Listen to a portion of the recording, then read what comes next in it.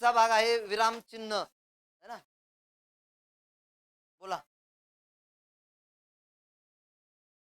काय अडचण. पाणी टाकले चाल नाही केलं इथून बटन बंद करा.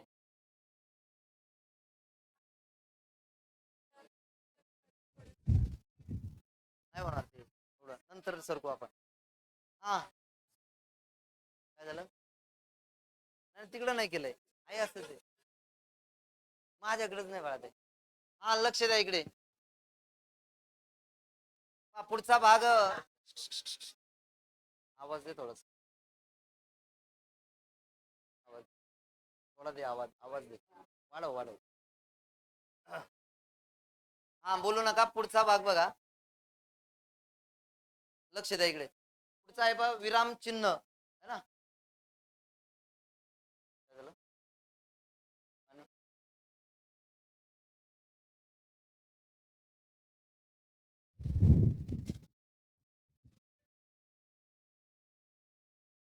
हा मी काय करतो एक काम करतो मी इथंच थांबतो कूलर पाशी.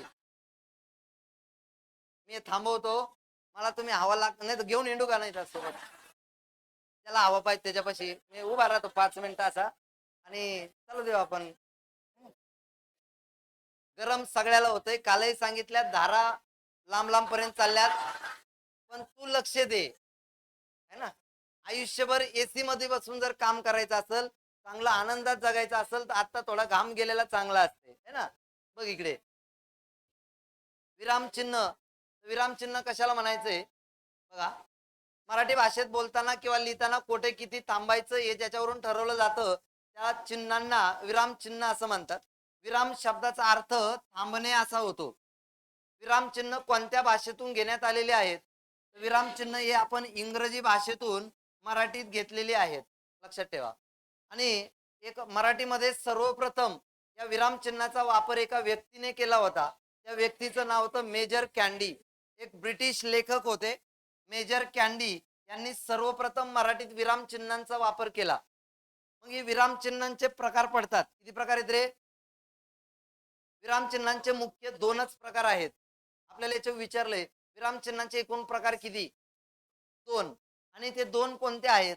एक आहे पहा विराम अवस्था दर्शवणारे चिन्ह आणि दुसरे आहेत पहा भाव दर्शवणारे चिन्ह किंवा अर्थ प्राप्त करून देणारे चिन्ह असे त्याचे 2 प्रकार पडतात. मग विराम अवस्था दर्शवण्यासाठी कोणती कोणती चिन्ह वापरली जातात. पूर्णविराम स्वल्पविराम अर्धविराम अपूर्णविराम हे विराम अवस्था दर्शवण्यासाठी वापरतात. आणि भाव दर्शवण्यासाठी प्रश्नचिन्ह उद्गार चिन्ह अवतरण चिन्ह विकल्प चिन्ह हे अवग्रह चिन्ह यांचा वापर भाव दर्शवण्यासाठी केला जातो. म्हणून असे विराम चिन्हाचे 2 प्रकार आहेत. पण विराम चिन्ह जर पाहिले तर 15 विराम चिन्ह आपल्याला बघायचे. त्याच्यामध्ये पहिला आहे पहा पूर्णविराम या पद्धतीने असतोय. स्वल्पविराम त्याला आपण कॉमा म्हणतो या पद्धतीने असतोय. अर्धविराम या पद्धतीने असतोय. एक पूर्णविराम आणि खाली स्वल्पविराम असतोय पहा. आपल्याला विचारलं या चिन्हाला टिंबटिंब म्हणतात अर्धविराम. अपूर्ण विराम म्हणजे 2 डॉट असतात. प्रश्नचिन्ह म्हणजे माहिती आहे तुला है ना. या पद्धतीने प्रश्नचिन्ह असते. उद्गार चिन्ह म्हणजे एक उभी रेषा आणि डॉट असतोय. अवतरण चिन्ह 2 प्रकारचे असतात. एकेरी अवतरण चिन्ह आणि दुहेरी अवतरण चिन्ह. संयोग चिन्ह ज्याला आणखी एक नाव याला विग्रह चिन्ह म्हणतात. जो मध्ये जो डॅश असतोय त्याला संयोग चिन्ह किंवा विग्रह चिन्ह म्हणतात. अपसारण चिन्ह जे आहे याला स्पष्टीकरण चिन्ह म्हणतात. आणि या पद्धतीने असते ना अपसारण चिन्ह. खालच्या बाजूला डॅश इंस्टाग्राम आयडी त्याच्यासाठी आपण त्याचा वापर करतो. पण आपल्याला ते नाही विचारणार इंस्टाग्राम आयडीला कोणता चिन्ह वापरतात. आपल्या इकडे वेगळं चिन्ह आहे. पुढे बघा दंड. दंड 2 प्रकारचे आहेत. एकेरी दंड आणि दुहेरी दंड. विकल्प चिन्ह ज्याला पर्याय चिन्ह म्हणतात या पद्धतीने असते. अवग्रह चिन्ह म्हणजे एस वालं चिन्ह. हा तात्पद म्हणजे या पद्धतीचं चिन्ह असते. लोप चिन्ह ज्याला डॉट डॉट डॉट डॉट म्हणतो तू है ना लोप चिन्ह. आणि यथोपरी चिन्ह ज्याला ऍज इट इज चिन्ह म्हणतात ते या पद्धतीने असते है ना. जे आपण ऍज इट इज चिन्ह असं लिहितो हे चिन्ह या पद्धतीने दर्शवलं जातं पहा. त्याला मराठीत यथोपरी चिन्ह असं म्हटलं जाते. असे 15 प्रकारचे चिन्ह आपण याच्यात पाहणार आहेत. एक एक चिन्ह आणि त्याचे उपयोग बघणार आहेत. बघा, सोप्पा आहे चॅप्टर, फक्त लक्ष द्या, परत करण्याचीच गरज नाही आपल्याला. म्हणजे तुला भरतीला जाईपर्यंत करू नको आता, फक्त मी सांगतो म्हणून ऐक. पूर्णविराम म्हणजे काय किंवा पूर्णविरामचा वापर कुठं करतात? वाक्य संपल्यानंतर वाक्याच्या शेवटी कोणतं चिन्ह वापरतात रे? पूर्णविराम. म्हणजेच उदाहरणार्थ एक घेतलं, काही घे, हा राम, वाक्य संपलं, कोणतं चिन्ह दिलं? पूर्णविराम. हे वाक्य जर पाहिलं तर एक विधानार्थी वाक्य आहे का? साधं सरळ वाक्य जे असतं त्याला विधानार्थी वाक्य म्हणतात. आणि विधानार्थी वाक्यामध्ये कोणत्या विरामचिन्हाचा वापर करतात? पूर्णविरामचा वापर करतात. हे विचारलेलं आहे पहा. विधानार्थी वाक्यात टिंब विरामचिन्ह वापरतात, पूर्ण विराम. संक्षिप्त रूप देण्यासाठी कोणतं चिन्ह वापरतात रे? पूर्णविराम. संक्षिप्त रूप म्हणजे शॉर्ट फॉर्म लिहिण्यासाठी. उदाहरणार्थ पहा, तो BA पास झाला, BA है ना, बॅचलर ऑफ आर्ट्स, याचा आपण शॉर्ट फॉर्म लिहिला, संक्षिप्त रूप लिहिलं, आणि ते काय लिहिलंय? थोडं कमी करावं. काय लिहिलंय? BA. पुढे पहा, तो ICU मध्ये आहे, ICU है ना, काय रे? इन्सेंटिव्ह केअर युनिट है ना, असा त्याचा फुल फॉर्म. आणि ते संक्षिप्त रूप देताना मध्ये कोणतं चिन्ह दिलंय? पूर्णविराम. त्याच्यानंतर नावाचे आद्याक्षर लिहिताना कोणतं चिन्ह वापरतात? पूर्णविराम. जसं की पहा, वि. स. खांडेकर है ना, म्हणजे ही त्यांच्या नावाचे अध्यक्षर आहेत. काय नाव आहे पूर्ण? विष्णू सखाराम खांडेकर. विवा शिरवाडकर है ना, विष्णू वामन शिरवाडकर. पु ल देशपांडे, पुरुषोत्तम लक्ष्मण देशपांडे है ना, म्हणजे पु ल देशपांडे. नावाचे अध्यक्षर लिहिण्यासाठी कोणते विरामचिन्ह वापरतात? पूर्णविराम. कळलंय? पूर्णविराम. याच्यातलं एक महत्वाचं लक्षात ठेवायचं फक्त, विधानार्थी वाक्यामध्ये कोणतं विरामचिन्ह वापरतात? पूर्णविराम. हा उपयोग महत्वाचा आहे आपल्यासाठी. हा, पुढचा आहे पहा, स्वल्पविराम. स्वल्पविराम कुठे देतात? एका जातीचे शब्द जर लागोपाठ आले तर कोणतं चिन्ह वापरतात रे? स्वल्पविराम. उदाहरणार्थ नद्यांचे नाव आहेत, एकाच जातीचे असतील पहा, ना, नद्या म्हणले एकाच जातीचे झाले. बघा, गंगा, यमुना, सिंधू, कावेरी या भारतातील प्रमुख नद्या आहेत. मग एकाच जातीचे शब्द आलेत म्हणजे नद्यांची नाव आहेत, म्हणून आपण इथं कोणतं चिन्ह वापरतो? स्वल्पविराम. कळले? त्याच्यानंतर संबोधनानंतर कोणतं चिन्ह वापरतात रे? स्वल्पविराम. संबोधन म्हणजे हाक मारणे. मग जेव्हा एखाद्या व्यक्तीला हाक मारली जाते त्याच्यानंतर आपल्याला स्वल्पविराम द्यावा लागतो. उदाहरणार्थ पहा, मधू इकडे लक्ष दे. मधूला मी काय मारली? हाक. मग इथे कोणतं चिन्ह द्यायचं? स्वल्पविराम. कविता, रांगेत उभी राहा. कविताला काय मारली रे? हाक मारलेली आहे, म्हणून कोणतं चिन्ह दिलंय? स्वल्पविराम. समजलंय? किंवा कधी कधी जर भावना सौम्य असतील, तर जर सौम्य भावना असतील तर तेव्हा देखील स्वल्पविराम चिन्ह वापरतात. उदाहरणार्थ बघा, एक उद्या गावाला जाईल, हे ठीक, एक केवळ प्रयोगी अव्यय म्हणजे भावना दर्शवणारा आहे, पण ही भावना कशी रे? सौम्य. मग सौम्य भावना जेव्हा दर्शवली जाते तेव्हा कोणतं चिन्ह द्यावं लागतंय? स्वल्पविराम या विराम चिन्हाचा वापर करतात. त्याच्यावर प्रश्न विचारलेला आहे. जेव्हा वाक्यामधील भावना सौम्य असतात तेव्हा कोणते विराम चिन्ह वापरतात? स्वल्पविराम. कळले? आणि भावना व्यक्त करताना सगळ्याला माहिती मग उद्गार चिन्ह आलेलं असते, परंतु असे प्रश्न विचारले जातात. त्याच्यानंतर पुढे बघा, तिसरं चिन्ह आहे अर्धविराम. महत्वाचं आहे पहा, चिन्ह सगळ्यात महत्वाचं आहे, लक्षात ठेवा. या पद्धतीने असते, म्हणजे असा एक पूर्णविराम आणि खाली असा स्वल्पविराम. या चिन्हाला अर्धविराम म्हणतात. दोन छोटी वाक्य जोडायचे असतील तर तेव्हा अर्धविराम चिन्ह वापरलं जाते. म्हणजेच दोन छोटी वाक्य जोडताना उभयनवी अव्ययाच्या शेजारी, हे महत्वाचं आहे, उभयनवी अव्ययाच्या शेजारी कोणते विराम चिन्ह वापरतात? अर्धविराम. शाळा सुटली पण बस आलीच नाही, उभयनवी अव्यय कोणतं रे? आणि याच्या शेजारी कोणतं चिन्ह येईल? अर्धविराम. मी घरी गेलो परंतु आई घरी नव्हती, परंतु उभयनवी अव्यय याच्या अगोदर कोणतं येईल रे? अर्धविराम. कळलंय का? किंवा असं वाक्य आलं पहा, गड आला आणि डायरेक्ट वाक्य सिंह गेला पण आलंच नाही, तेव्हा देखील हे दोन छोटी वाक्य जोडताना मध्ये कोणतं चिन्ह देतात? अर्धविराम. दोन छोटी वाक्य जोडताना उभयनवी अव्ययाच्या शेजारी कोणते विरामचिन्ह वापरतात? अर्धविराम. त्याच्यानंतर पुढचा आहे पहा अपूर्ण विराम.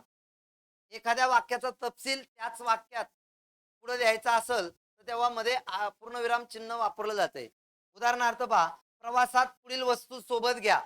मग काय वस्तू घ्यायच्या ते मला सांगायचंय, त्याची माहिती मला पुढे वाक्यात द्यायची आहे. मग तेव्हा मी मध्ये कोणतं चिन्ह देणार रे? मग काय, डबा, पाणी, औषध असं घेतलंय पहा. किंवा पहा, पुढील क्रमांकाची मुले नापास झाली. आता कोण कोण नापास झालं मला सांगायचंय आणि त्याच वाक्यात सांगायचंय. मग तेव्हा मी अपूर्ण विराम देणार आणि मुळे मग क्रमांक देणार 2, 8, 24, 35 या क्रमांकाची नापास झाले किंवा पास झाले. ठीक आहे, समजलंय? याच्या उपयोगावर प्रश्न आहे, एखाद्या वाक्याची माहिती त्याच वाक्यात देण्यासाठी कोणत्या विरामचिन्हाचा वापर करतात? अपूर्ण विराम. त्याच्यानंतर पुढचा आहे पहा प्रश्नचिन्ह. सगळ्याला माहिती आहे, प्रश्नार्थक वाक्याच्या शेवटी कोणतं चिन्ह वापरतात रे? उदाहरणार्थ, तू आज अभ्यास केलास का? है ना, म्हणजे काय विचारलाय प्रश्न. तू शाळेत केव्हा जाणार आहेस? प्रश्न विचारलाय, म्हणजे वाक्य कोणतं आहे रे? प्रश्नार्थी वाक्य आहेत. आणि प्रश्नार्थी वाक्याच्या शेवटी कोणते चिन्ह येत आहे? प्रश्नचिन्ह. कळलंय का? उद्गारवाचक चिन्ह कुठं वापरलं जाते? मनातील भावना व्यक्त करताना केवळ प्रयोगी अव्ययानंतर, हे महत्वाचं आहे, केवळ प्रयोगी अव्ययानंतर कोणतं विरामचिन्ह वापरतात? उद्गारवाचक चिन्ह. उदाहरणार्थ पहा, अबब केवढा मोठा साप हा. केवळ प्रयोगी अव्यय कोणतं रे? अबब. आणि याच्यानंतर येतंय पहा कोणतं रे? उद्गारवाचक चिन्ह. अरे चा तू इकडे कशी? तुला बऱ्याच वेळा ह्या इथं बसल्यानंतर असा प्रश्न पडला असेल है ना, अरे चा तू इकडे कशी? तर इथं ही भावना व्यक्त केली, नंतर कोणतं चिन्ह वापरलं रे? उद्गारवाचक चिन्ह वापरलेलं आहे. समजलंय का? मनातील भावना व्यक्त करताना केवळ प्रयोगी अव्ययानंतर टिंबटिंब विराम चिन्ह वापरतात, उद्गारवाचक चिन्ह वापरलं जाते. आणि आणखी दुसरा उपयोग आहे पहा, इच्छादर्शक किंवा कल्पनात्मक वाक्यामध्ये कोणतं चिन्ह वापरलं जाते रे? म्हणजे त्याच्या शेवटी येतंय पहा इच्छादर्शक वाक्य, मी पक्षी झालो तर, है ना, काय सांगू नको पुढं. हा, म्हणजे हे काय रे? इच्छादर्शक कल्पनात्मक वाक्य आहे. पुढे सूर्य उगवलाच नाही तर,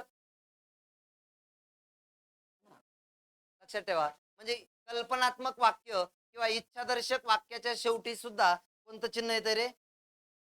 उद्गारवाचक चिन्ह आलेलं असय. लक्षात ठेवा. कळलंय का हा प्रकार? पुढचं विराम चिन्ह आहे अवतरण चिन्ह. याचे दोन प्रकार, एकेरी आणि दुहेरी. एकेरी अवतरण चिन्ह कुठं वापरतात पहा, जेव्हा वाक्यात एकाच शब्दावर जोर द्यायचा असतो, एकाच शब्दावर जोर देण्यासाठी. तसंच जर वाक्यामध्ये सुविचार, मन, घोषणा आणि पुस्तकाचं नाव हे जर लिहायचं असेल तर तेव्हा देखील एकेरी अवतरण चिन्ह वापरतात. लक्षात ठेवा. म्हणजे पुस्तकाचं नाव वाक्यात लिहिण्यासाठी कोणते विराम चिन्ह वापरतात? एकेरी अवतरण चिन्ह. घोषणा, मन आणि सुविचार हे लिहिण्यासाठी सुद्धा. उदाहरणार्थ पहा, रवींद्रनाथ टागोर यांनी सर ही पदवी बहाल केली. सर या शब्दावर जोर दिला, बरोबर, म्हणून ते काय लिहिलं रे? एकेरी अवतरण चिन्ह. ज्ञान हीच खरी संपत्ती हा एक सुविचार आहे. कोणता सुविचार आहे? कशात लिहिला? मराठी भाषेमध्ये अति तेथे माती एक प्रसिद्ध म्हण आहे. अति तेथे माती एकेरी अवतरण चिन्हात लिहिली. मराठीमध्ये पुढे इन्कलाब जिंदाबाद ही घोषणा मोहम्मद इक्बाल यांनी दिली, है ना. मग कोणती घोषणा रे? इन्कलाब जिंदाबाद, है ना.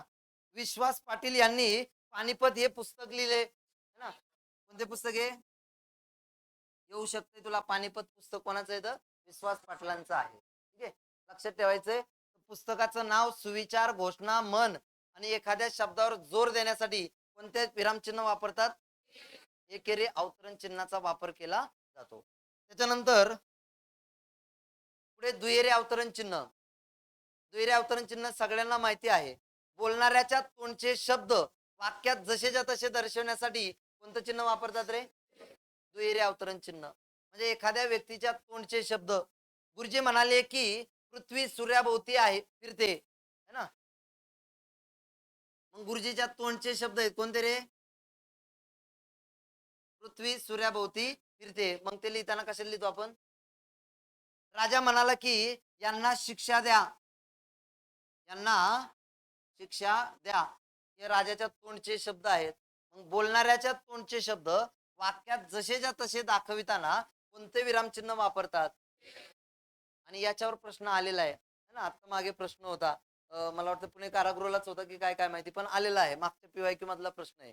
अवतरणचे या विरामचिन्हावर 2 प्रश्न मागच्या पुणे कारागृहाला होते. त्याच्यामुळे लक्षात ठेवा, सोपे आहे. आणि पुढचं विरामचिन्ह आहे बघा, संयोग चिन्ह, ज्याला विग्रह चिन्ह म्हणतात, ज्याला आपण डॅश म्हणतो. आता कुठं वापरला जातो रे? 2 शब्द जोडताना. उदाहरणार्थ पहा, आई वडील हा शब्द मला जोडायचा आहे. मग जोडायचा असेल तर मध्ये मी संयोग चिन्ह देईल, बरोबर. पुढे माता पिता हे शब्द जोडायचा आहे तर मी मध्ये संयोग चिन्ह देईल. दिवस रात्र हा शब्द जोडायचा आहे, मी मध्ये संयोग चिन्ह देईल, है ना. आता मागे एक प्रश्न आलता, विद्यार्थी भांडार, आणि मध्ये असं चिन्ह दिलतं, आणि या चिन्हास काय म्हणतात? काय म्हणलं जातं रे? संयोग चिन्ह. 2 शब्द जोडण्यासाठी कोणत्या चिन्हाचा वापर करतात? संयोग चिन्हाचा, कळतंय. आणि किंवा याला विग्रह चिन्ह का म्हणतात? तर याच्यामुळं शब्दाचा विग्रह होतो. पुढे गेल्यावर सांगतो, दुसऱ्या उपयोगात आहे पहा. आणखी कुठं वापरलं जातं हे चिन्ह? जर ओळीच्या शेवटी एखादा शब्द अपुरा राहिला, तो शब्द, राहिलेला शब्द खालच्या ओळीत लिहिण्यासाठी पहिल्या ओळीच्या शेवटी आपण काय देतो रे? संयोग चिन्ह देतो पहा. सचिन काल सकाळी गावातील हनुमानाच्या मंदिरात गेला होता. आता समजा हनुमानाच्या हा जो शब्द आहे, काय झालं रे? हा अपुरा राहिला. समजा माझी ओळच संपली, मग मी राहिलेला शब्द पुढे घेतला, मग पहिल्या ओळीत शेवटी मी कोणतं चिन्ह दिलंय? संयोग चिन्ह. म्हणजे संयोग चिन्हाने काय होतं? शब्द विग्रह होतो, म्हणून याला दुसरं एक नाव दिलंय, विग्रह चिन्ह. याच्यावर उपयोगावर प्रश्न विचारलाय पहा. ओळीच्या शेवटी शब्द अपुरा राहिल्यास कोणते विरामचिन्ह वापरतात? आणि 2 शब्द जोडताना कोणते विरामचिन्ह वापरतात? संयोग चिन्ह. संयोग चिन्ह म्हणजे डॅश. संयोग चिन्हाला टिंबटिंब म्हणतात, विग्रह चिन्ह. त्याच्यानंतर पुढे आहे पहा, अपसारण चिन्ह, त्याला वियोग चिन्ह किंवा त्याला स्पष्टीकरण चिन्ह म्हणतात. हे विचारलेलं पहा, कोणत्या चिन्हाला स्पष्टीकरण चिन्ह म्हणतात? अपसारण चिन्हाला. मग कुठे वापरलं जाते? बोलताना विचार मालिका तुटल्यास कोणतं चिन्ह वापरतात? हे खूप IMP आणि याच्यावर या बा आत्ताच्या भरतीत 100% प्रश्न येणार. विरामचिन्हावर जर प्रश्न आला तर याच्यावर प्रश्न राहील. बोलताना विचार मालिका तुटल्यास कोणते विरामचिन्ह वापरतात? अपसरण चिन्ह. म्हणजे उदाहरणार्थ पहा, समजा मी तुम्हाला काहीतरी बोलतोय, समजा मी तुम्हाला काहीतरी गोष्ट सांगत होतो आणि मी म्हणलं मी तेथे गेलो पण, असं म्हटलं आणि कोणीतरी समोरून लगेच बोलायला लागला, माझी विचार मालिका काय झाली? थांबली. मग माझी विचार मालिका कुठं तुटली? पण पाशी. मग नंतर आपण कोणतं चिन्ह द्यायचंय? अपसारण. किंवा पहा, घरामध्ये आपल्याला समजा पैसे वगैरे लागतायत, आता भरतीला जायला लागतायत पैसे, आणि आपण घरी गेलो, म्हणलो बाबा मला पैसे, बाबाने वाहन फेकून आणले तिकडून, लगेच तुला पाहिजे नाही पाहिजे तू काहीच म्हणून नाही दिलं, म्हणजे तुझी विचार मालिका तुटली. बाबा मला पैसे एवढंच तू म्हणला, है ना, आणि म्हणजे तुझी विचार मालिका थांबली, म्हणून कोणतं रे? अपसरण चिन्ह. कळलंय का? लक्षात ठेवायचंय पहा. त्याच्यानंतर याला स्पष्टीकरण चिन्ह का म्हणतात? तर एखाद्या विधानाचं स्पष्टीकरण जर द्यायचं असल्यास अपसरण चिन्हाचा वापर करतात, म्हणून याला स्पष्टीकरण चिन्ह म्हणतात. उदाहरणार्थ पहा, तो मुलगा, मला या मुलाबद्दल स्पष्टीकरण द्यायचंय. तो मुलगा, मग मी त्याचं स्पष्टीकरण देतोय, ज्याने बक्षीस मिळवले. कोणाबद्दल माहिती सांगतोय? त्याच्याबद्दलच. आणखी त्याच्याबद्दल माहिती दिली, आपल्या शाळेतील आहे. म्हणजे एखाद्या विधानाचं वाक्यात स्पष्टीकरण द्यायचं असेल तर मध्ये कोणतं चिन्ह देतात? अपसरण चिन्ह. मग स्पष्टीकरण देण्यासाठी याचा वापर करतात, म्हणून अपसरण चिन्हाला स्पष्टीकरण चिन्ह असं म्हणतात. लक्षात ठेवायचंय. कळलंय का? अरे समजतंय का? अशा पद्धतीने दोन्ही उपयोग लक्षात ठेवा. एखाद्या विधानाचं स्पष्टीकरण देण्यासाठी कोणत्या विराम चिन्हाचा वापर करतात? मित्रांनो, याच्यावर पण प्रश्न आलेला आहे आणि याच्यावर पण प्रश्न आहेच. अपसरण चिन्ह खूप महत्वाचं आहे, संयोग आणि अपसरण. पुढचं विरामचिन्ह दंड, अतिशय सोपं आहे बा. कविता असेल, अभंग असेल, ओवी असेल, श्लोक असेल, यांसारख्या चरणांमध्ये काय केलं जातं रे? शेवटी कोणतं चिन्ह वापरतात? दंड. म्हणजे एखादा अभंग वगैरे असेल कविता असेल, त्याच्यानंतर एखादा श्लोक असेल, तर त्यांच्या चरणाच्या शेवटी आपण दंड देतो पहा. पहिल्या चरणाच्या शेवटी एकेरी दंड असतोय आणि दुसऱ्या चरणाच्या शेवटी कोणता असतो रे? दुहेरी दंड असतो. उदाहरणार्थ पहा, जे जे बोले तैसा चाले तोची वाहिले निवांत है ना. म्हणजे हे पहिलं चरण एकेरी दंड, दुसरं चरण दुहेरी दंड. समजलंय का? दंड कुठं वापरलं जातंय?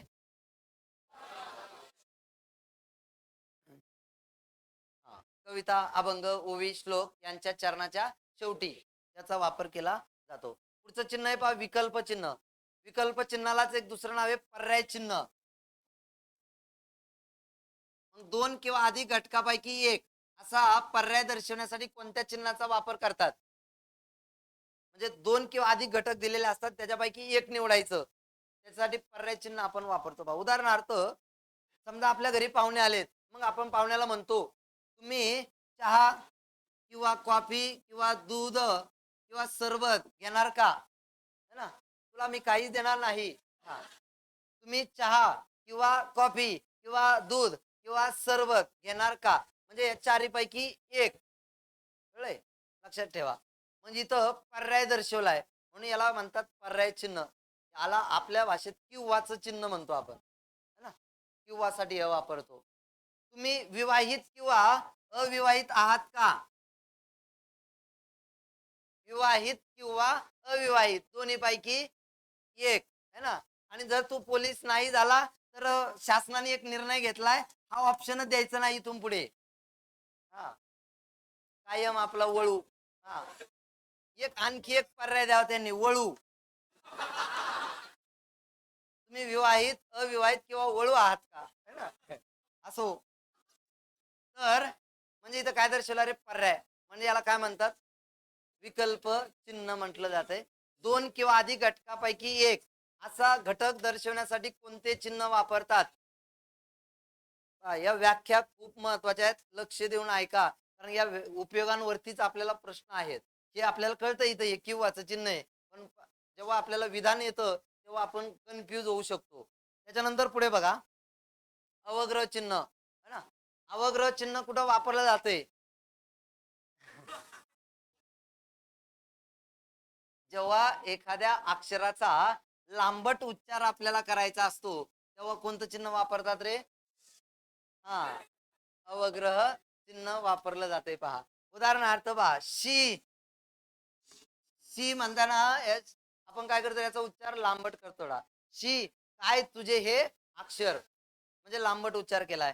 किंवा दौंडी देताना ऐका हो ऐका असं म्हणतो ना तू, म्हणजे इथं कोणतं चिन्ह देतो रे आपण? किंवा आता जे तू बऱ्याच वेळचा करतोय,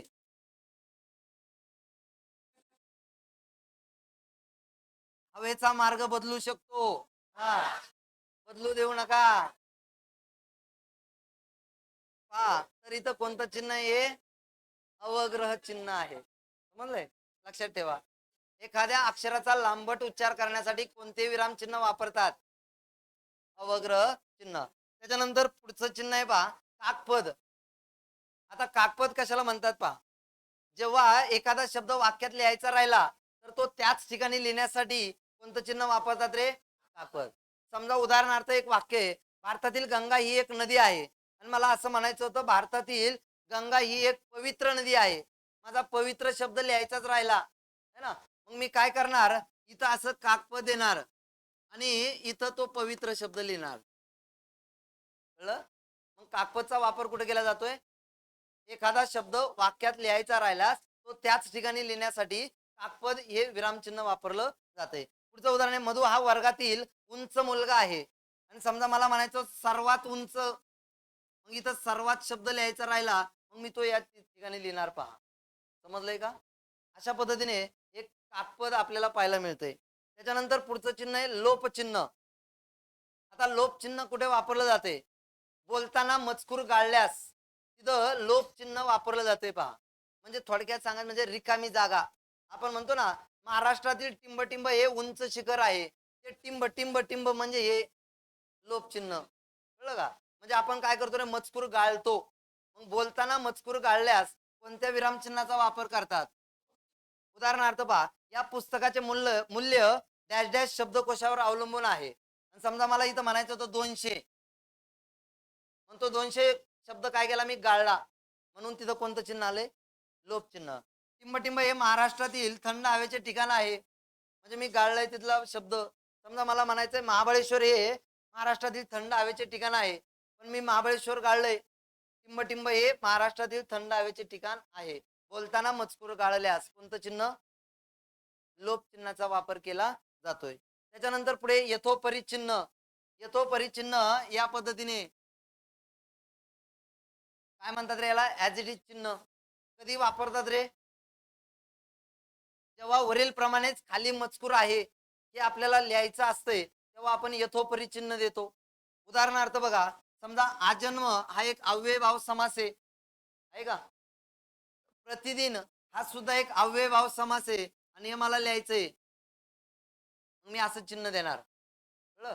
म्हणजे अव्ययभाव याचा अर्थ सुद्धा इथं काय रे? अव्ययभाव. किंवा असं घेतलं मी, यथाशक्ती हा सुद्धा एक अव्ययभाव समास आहे. मग मी काय करणार रे? इथे असं ऍज इट इज चिन्ह देणार. वरील प्रमाणेच खाली मजकूर आहे हे दर्शवण्यासाठी कोणते विरामचिन्ह वापरतात? यथोपरी चिन्ह. समजले? असे हे 15 प्रकारची विरामचिन्ह होती आणि याच्यावर प्रश्न विचारले जाऊ शकतात. मग माझा प्रश्न, बोलताना विचार मालिका तुटल्यास कोणते विरामचिन्ह? कोणत्या चिन्हाला स्पष्टीकरण चिन्ह म्हणतात? मनातील भावना सौम्य असेल तर कोणत्या विरामचिन्हाचा वापर करतात? स्वल्पविराम, है ना. मनातील भावना व्यक्त करताना केवळ प्रयोगी अव्ययानंतर कोणते चिन्ह वापरतात? कल्पनात्मक वाक्यामध्ये कोणते विरामचिन्ह वापरतात? उद्गारवाचक चिन्ह वापरतात. दोन शब्द जोडण्यासाठी कोणते विरामचिन्ह वापरतात? संयोग चिन्ह. ओळीच्या शेवटी शब्द अपुरा राहिल्यास कोणतं? संयोग चिन्ह वापरलं जाते. एखादा शब्द वाक्यात लिहायचा राहिल्यास काकपद वापरलं जाते. एखाद्या अक्षराचा लांबट उच्चार करण्यासाठी अवग्रह चिन्ह, है ना. बोलताना मजकूर गाळल्यास कोणते विरामचिन्ह? लोप चिन्हाचा वापर केला जातोय. संक्षिप्त रूप देण्यासाठी पूर्ण विराम, है ना. संबोधनानंतर कोणत्या विरामचिन्हाचा वापर करतात? स्वल्पविरामचा वापर केला जातोय. नावाचे आद्याक्षर लिहिण्यासाठी, दोन छोटी वाक्य जोडण्यासाठी, दोन छोटी वाक्य अर्ध विराम, उभयनवी अव्ययाच्या शेजारी कोणते विरामचिन्ह वापरतात? एखाद्या वाक्याची माहिती त्याच वाक्यात देण्यासाठी अपूर्ण विराम. प्रश्नार्थक वाक्याच्या शेवटी कोणते विरामचिन्ह? प्रश्नचिन्ह आलेलं असते. वरील प्रमाणेच खाली मजकूर आहे, दोन किंवा अधिक घटकापैकी एक असा पर्याय दर्शवण्यासाठी विकल्प चिन्हाचा वापर केला जातोय. कळलंय का? अशा पद्धतीने हे सर्व विराम चिन्ह होती, हे लक्षात ठेवायचे आहेत.